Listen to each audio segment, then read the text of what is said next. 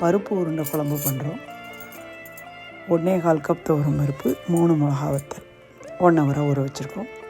ஒரு பெரிய வெங்காயம், ஒரு தக்காளி பொடியை நறுக்கி வச்சுருக்கேன். புளி ஊற வச்சு 1 கப் தேங்காய் துருவல், சீரகம், சின்ன வெங்காயம் வச்சு அரைச்சி எடுத்து வச்சுக்கிறோம். கடுகு, உளுத்தம்பருப்பு, கருவேப்பிலை, காயம் போட்டு வெங்காயம், தக்காளி, 3 டீஸ்பூன் சாம்பார் பொடி, புளி கரைச்சி விடுறோம்.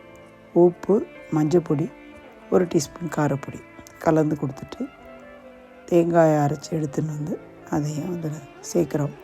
இப்போ நம்ம இது கொதித்த உடனே நம்மளோட குழம்பு பேஸ்ட் தயாராகிடுது. இதை மூடி வச்சிடலாம். பருப்பு, மிளகா வத்தல் 2ஐயும் மிக்ஸி ஜாரில் போட்டு கடலைப்பருப்பு வடைக்கு அரைக்கிறத விட கொஞ்சம் ஃபைனாக அரைச்சி எடுத்துன்னு வரணும். அதில் உப்பு, காயம், பெருங்காயம் போட்டு அதை இந்த மாதிரி உருண்டையாக உருட்டி ஸ்டீம் பண்ணி வேக வச்சதை குழம்புல சேர்த்தா குழம்பு தயார்.